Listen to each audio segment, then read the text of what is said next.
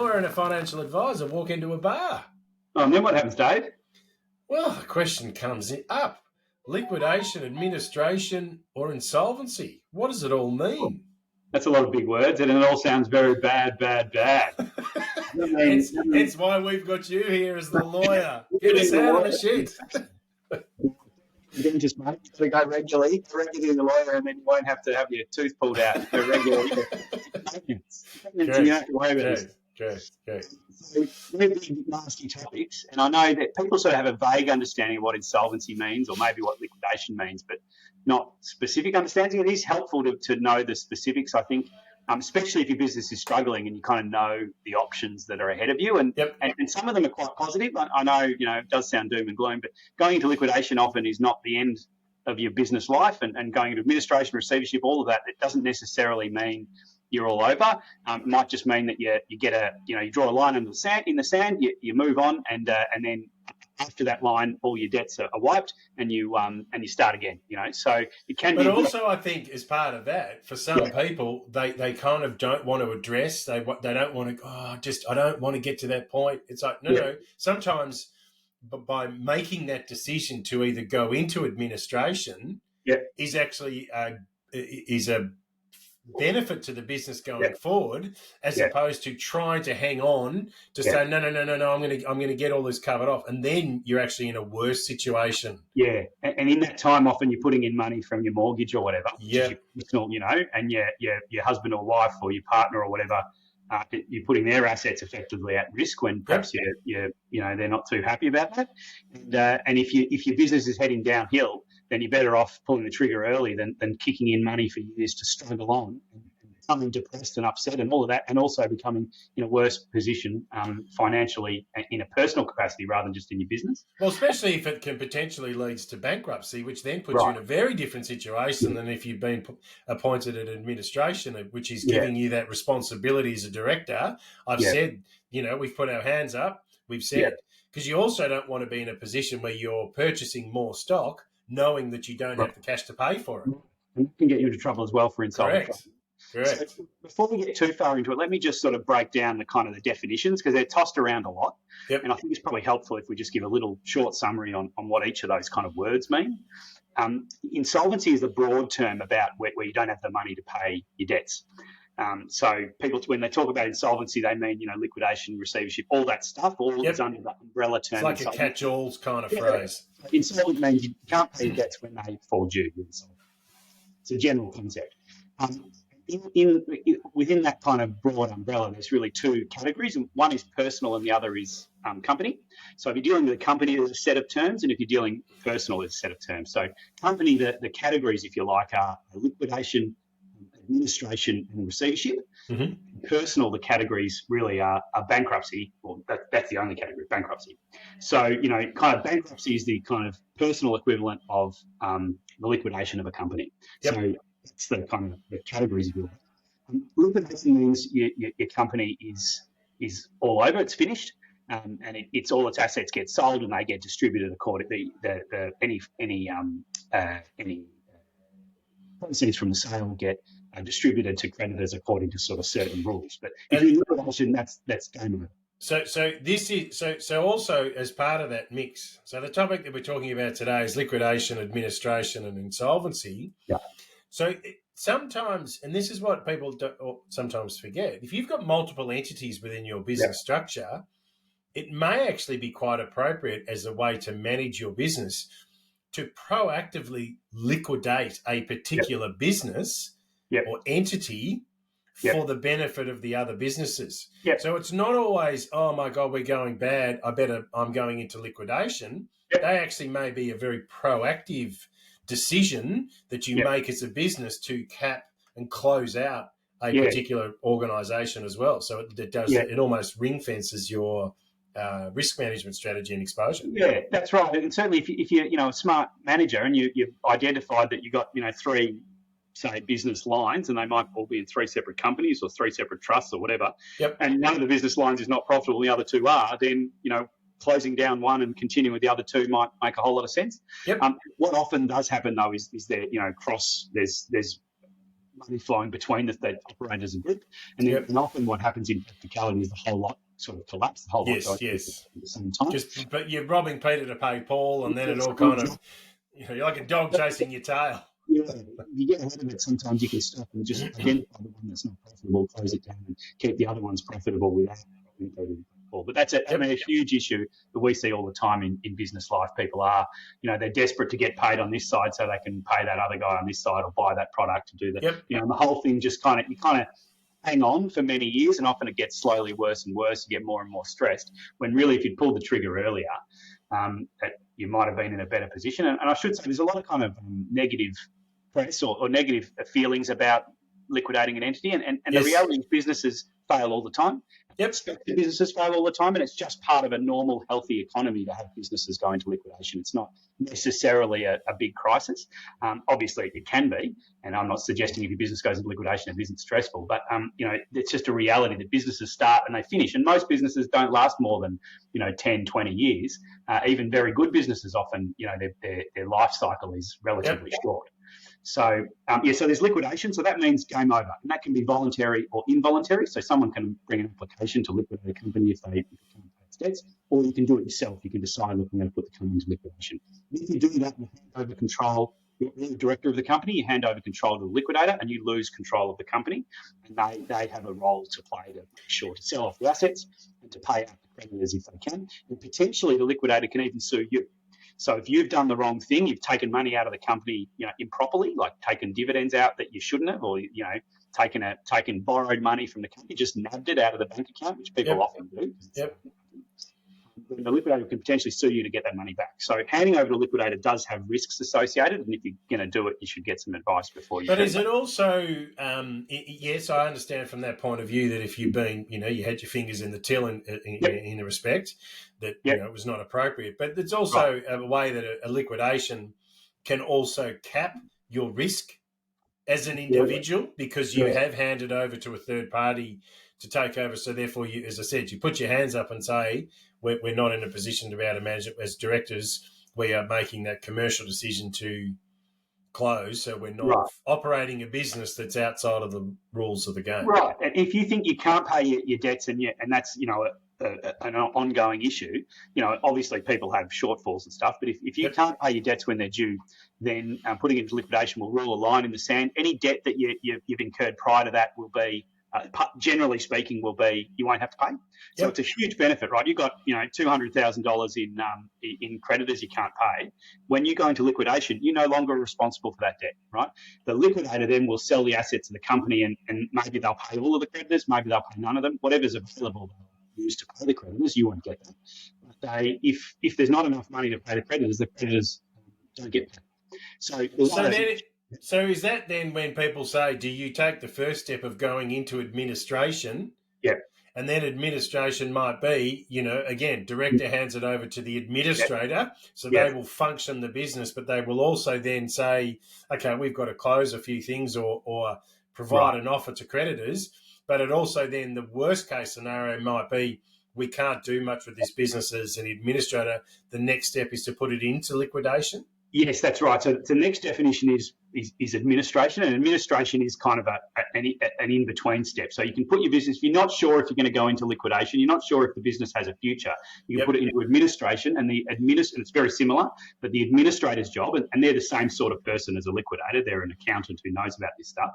Their job is and you lose control of the company again, but their job is to assess the company and work out, is it worth trading on? Can they continue to trade the company if they jettison some debts and restructure or do whatever, or is the company fundamentally unprofitable, in which case they'll just put it into liquidation. So if you're not so sure, you can put it into administration, and if it actually goes well, you can bring it out of administration again and continue to trade. And really, let's talk about a really high profile business that flies through the sky. Virgin went into administration. And then the administrators then managed to agree to get the various bondholders that had provided funding to the business to agree that they were getting X amount cents per dollar. And therefore they got the business back up and running, and it's still operating.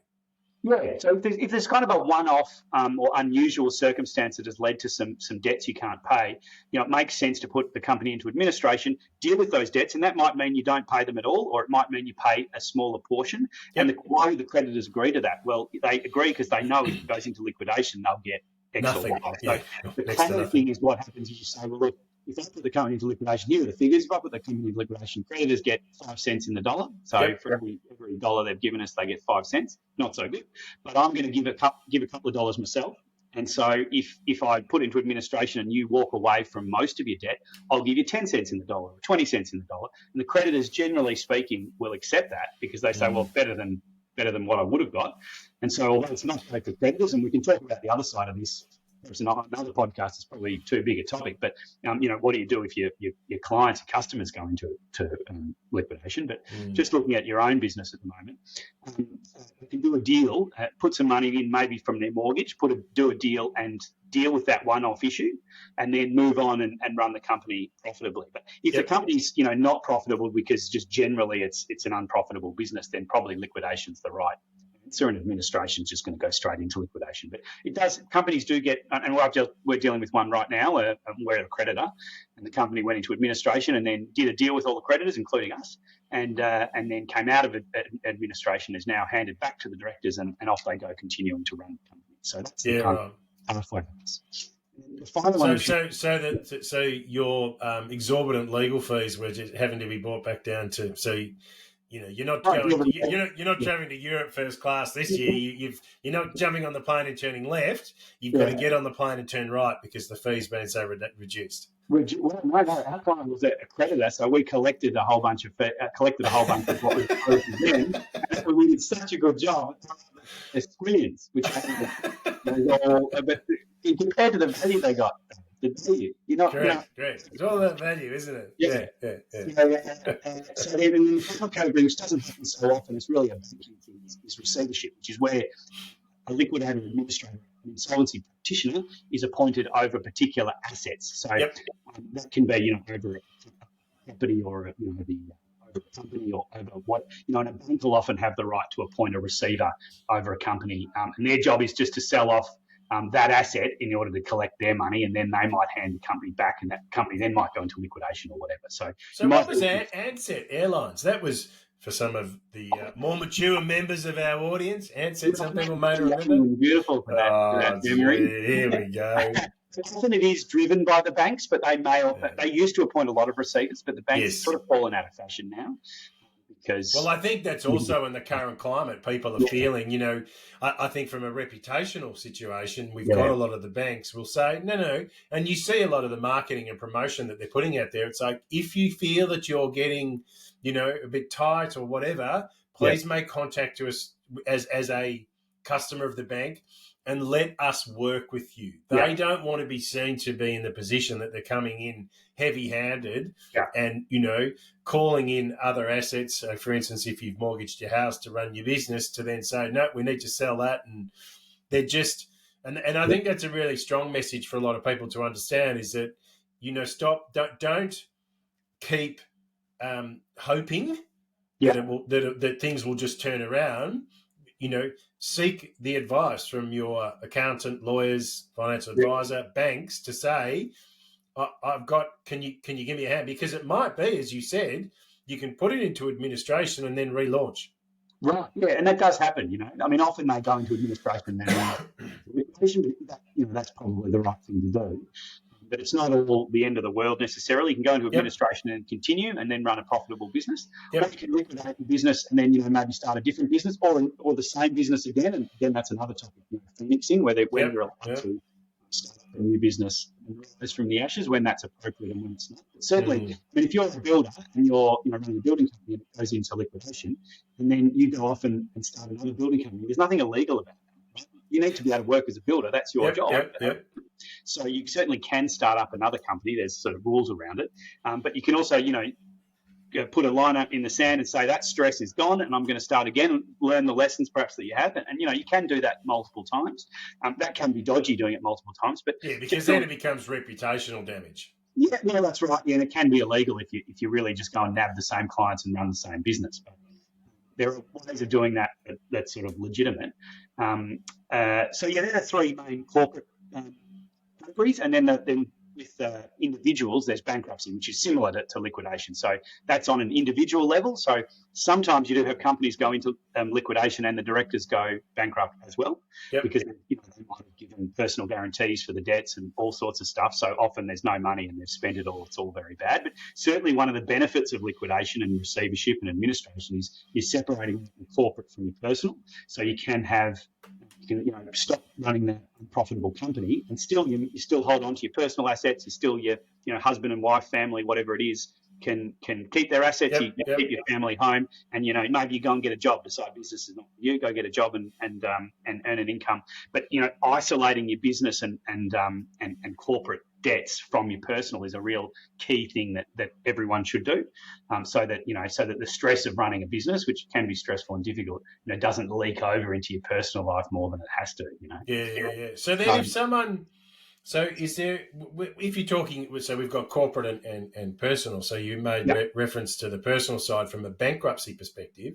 Yeah. So if an individual has been declared bankrupt, yeah, is there a time limit before that bankruptcy is lifted? Yes. So it's 3 years at the moment. It might be in the process of being, someone will have to correct me, transferred into 2 years. Or it might even be 1 year. It's getting shorter. And the amount that you need, the debt that you need to force someone into bankruptcy, the debt is getting bigger. So it's actually getting, bankruptcy is getting more difficult to pursue, and it's getting more shorter for a shorter period. But bankruptcy is the same in the sense that if you can't pay your debts and it's all going very bad, bankruptcy, rule a line in the sand, no longer responsible for your debts. You might lose your personal assets. Maybe you've got no personal assets, but if you've got a house that might be sold, which would be that might have happened anyway to pay your debts. And you rule a line in the sand, and then you can sort of get on with your life. Maybe you're bankrupt for 1, 2, 3 years, and then come out of it again, and you can get on with your life. While you're bankrupt, you can still earn a living. There's protections for a certain amount of income, but if you earn squillions of dollars while you're bankrupt, then most of that gets nabbed by the trustee in bankruptcy, who's responsible for your affairs. But again, even bankruptcy is pretty grim because it's personal and might affect your partner or whatever. But it's not the end of the road. And people, they're very famous business people who've been bankrupt multiple times. I think Trump was bankrupt. Not that I'm endorsing that you want to follow in Trump's footsteps in any respect. But, people who are successful do go bankrupt, particularly in the US. Yeah, probably more so in the US than here. Yeah. I mean, people would turn around and say their preference is to understand, so how many times have you failed whilst you're building this business? Yeah. Like, is this your third attempt? Oh, right. So what did you learn through the other 2 times? Yeah. Like, it's not almost a scar. Whereas here, people it's almost not seen as a badge of honour. It's a badge of shame to be bankrupt. It's like, oh, you clearly can't run a good business. Like, well, no, the circumstances, kind of cards didn't fall, whatever the reason might be. Yeah. Sometimes it is out of your control. Well, that's right. That's true. I mean, there is stuff that can happen that is completely, look at COVID's a great example. That nobody expected any of that to happen, and all the sensible. I was looking at buying an office through my super fund at the time that COVID hit, and in fact, I'd made an offer on an office, and it had got knocked back. And that was, yeah, well, exactly. So I would have had this office, just moved in, fitted it out, spent a whole bunch of money. Obviously been committed to the massive payments for the plush fancy office. Yeah, see, lawyers. Yeah, just marble. It was just marble as far as the eye could see. Empty marble. No computers. Don't need them. Yeah. So if that had happened and then COVID had hit, then buying an office seems like a pretty sensible thing to do. Yep. But we would have had to move out. It would have been empty. We couldn't have leased it. We probably couldn't have sold it. It would have put a lot of financial stress on me. I think I would have got through it. But certainly they're things that are just out of your control, and that does happen. Yeah. So I suppose the important lesson really is that if you can separate your personal and your business, then at least you can maybe liquidate your business and start a new one, but keep your personal so you don't have to go personally bankrupt. And that's often a piece around making sure you don't sign personal guarantees, or if you do, you understand what you've signed and get them. Yeah, which is really hard. Those personal guarantees across so many things is always difficult. Very common. But that's right. But that also comes back to the importance as a business owner to keep adding proceeds to your super fund. Right. Yeah. Because creditors cannot access, your super fund, and so as a form of risk management, you want to be contributing on an ongoing basis. And I know a lot of people will argue with us on that and say, "Oh, but I need the cash for the business." Yeah. But if the business is generating enough cash, you should still be able to function that way and contribute, as a concessional contribution, so a tax-deductible contribution year on year, to continue to build it on that basis, purely from the fact that it's just a clever way to manage your business and manage your tax planning. Yeah, well, you never get a better tax deduction than contributions to super, do you? I mean, you just pop it in super, and it's a much lower tax rate than you'd get anywhere else. Absolutely. You know, tax rate, which most business owners are. Yep. So that's a winner, and then it's money that you can then invest in if you do self-managed super, or if you don't. I mean, that's fine too. Doesn't really matter. Money for you. Yep. So then when we talk about, so if we bring it back to the topic of liquidation, administration, or insolvency, why? Because I know the issue for a lot of people is that you hear them talking about, well, it was discovered that they were trading whilst insolvent. Oh, yeah. So that's tossed around a lot, yeah. So that basically means you're ordering a service or a product with the clear knowledge that you do not have the proceeds in your bank account, or that you're not going to be able to purchase those. And that's a really important thing for business owners to understand, to be able to sign off that insolvency certificate that says, or the solvent certificate that says, no, if I'm ordering something, my numbers show me that I do have the cash to pay for stuff. Yeah, and small business owners will know that every year they're required to sign a certificate of insolvency saying every year saying that they're solvent. When you're a director of a company, you have a whole bunch of obligations to act in the best interest of the company and to not steal money from the company and to do the right thing for the company. And sometimes that gets a bit blurred because it might be, so you might be the sole owner of the company. So you go, well, it's my company, I can do what I like. And it's my money. Well, until a liquidator gets appointed, then suddenly a liquidator's looking at all your obligations. And one of the obligations is not to trade while insolvent. So what does that mean? It means, you're not allowed to incur a debt that you know you can't pay. Correct. It falls due, right? So it's a cash flow thing. You've got to, you might not be able to pay for it now, but it might not be due for 90 days. Yes. When it's due, not when you think you can get away with it. When it's due, if you know that if the company's insolvent and you know it, then any debt beyond that you incur at that time or beyond, you can be personally liable for. So if your company goes into liquidation and you say, I'm walking away from that couple $100,000 worth of creditors, no problemo. And then one of the creditors can actually sue you and say, well, no, you knew the company was insolvent or you should have known the company was insolvent. Yep. So you're personally, liable. Now, if you go bankrupt personally, then doesn't matter. But it's if you've got money personally and you've liquidated your company, then you can be responsible for that. So that's another, and that's often talked about but not often prosecuted. So there's actually not that much litigation around that area. So although people often throw it around, it probably doesn't actually come to pass that often.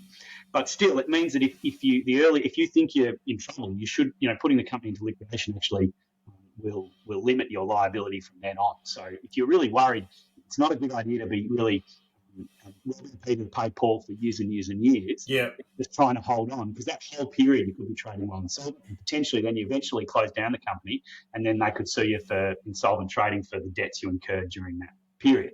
Yep. So, it's just another reason that if you're concerned about solvency, you should get some advice and potentially liquidate the company if you're really worried about it.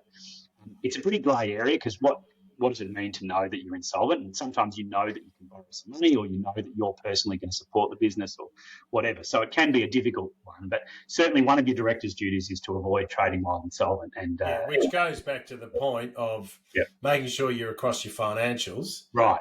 That you know what your cash position is. Don't just rely upon someone telling you or saying, oh, there's money in the bank account. It's like, no, but the bank account might have, $400,000 sitting in it, but your tax liabilities, payroll, superannuation, plus your creditors could be $600,000. Yeah. And so all of a sudden, early in your business life, and it sort of happened to me. You sort of go, hang on, I got all this cash. That's pretty good. Well, that's good. And then you go, hang on, 10% of it was GST. That's never mine. Yep. Some of it's salary. Some of it's, I've paid wages, but I haven't paid the super. The AYG tax or the super yet. Yep. It's all changing, but at the moment it's quarterly. So you actually, a lot of that money is not mine, but it looks like mine. So if you go and spend it, and you get yourself into real trouble, Correct. Which is how people get it become insolvent in the first place. Yep. And often a lot of that money, you need a fair bit of money sitting in your bank account just to meet your liabilities. And often people don't really across that themselves personally, and they leave it to their accountant. But their accountant might not be doing the work till the end of the year or the end. Well, they might do it as an accrual basis and not a cash basis, and Yeah, so all of a sudden it's like, no, you've just, and there's a few book entries, and it's like, yeah, no, but where's the cash to pay the tax bill? What? What do you yeah, mean? No, yeah. I've spent that. Can I All say right. the liquidations and well, liquidations are led by the tax office. The tax office is the number one, liquidator, number one creditor that sues people and winds people up. Well, they want their money. Yeah, that's right. And often people are effectively funding their business by borrowing from the tax office, which you cannot do. The tax office is not a bank. Correct. In a lot of ways, you should be paying the tax office first. Because they're the ones that got special powers. They can nab money out of your bank account. They can put black marks against your name. They can do all sorts of stuff. So pay the tax office and talk to your creditors. If you're having cash flow troubles, talk to your creditors and do a deal with them for better payment terms, or talk to your clients, customers, and get them to pay early. Well, that's all cash flow management, which I won't get bogged down. That's a whole different topic, Alex, that we need to talk about. Yeah. That comes back to the setting up your bank account, especially as a small business, setting up your bank account structures. When you receive an invoice payment from someone, you park, 10, 15, 20% of that into a tax bank account, and it's allocated. You just know that when the tax bill comes in, you can pay it. That's the easiest way to deal with it, but that's a separate one. It was never your cash in the first place. Correct. Yeah. All right. Well, we got to wrap it up for this episode. So, any other little sort of snippets and words of wisdom? I think it's something to be aware of, that liquidation is not the end of the world. That there's different liquidations, slightly different to receivership, slightly different to administration, slightly different to bankruptcy. They're all different things. Maybe someone like me thinks they're more different than they really are. They're all about going broke. Yep. But they're not the end of the line. If you sort of understand them and sometimes can use them to your advantage, and then you can get on with business and deal with problems. I suppose I just encourage people. I know there's a lot of stigma about it. I encourage people. People go into liquidation and can get on with life. If you're worried about the cash position of your business, and you're worried about this sort of stuff, then get some advice and act early. Yep. You might be able to restructure and avoid it altogether, and not need to worry about it. But the earlier the better. It's not one of the it's like the usual. If you stick your head in the sand, when you pull your head out, it's much worse than if you act early. So couldn't agree more. Seek the advice earlier than later, and sometimes the result can be not as bad as you perhaps first thought. Yeah. All right. Well, then, thank you. As we close out our conversation today, I would like to thank Alex from Taurus Legal Management. He can be contacted via LinkedIn at Alex Martin or via the website tauruslawyers.com.au. Thanks, Dave. And I'd like to thank David Murdoch, the wealth activist from Paxton Bridge. And he can be contacted at David Murdoch in LinkedIn or at paxtonbridge.com. All right. Thank you, everyone. Thank you, Alex. Enjoyed that conversation, and we will chat next time. Thanks, Cheers. team.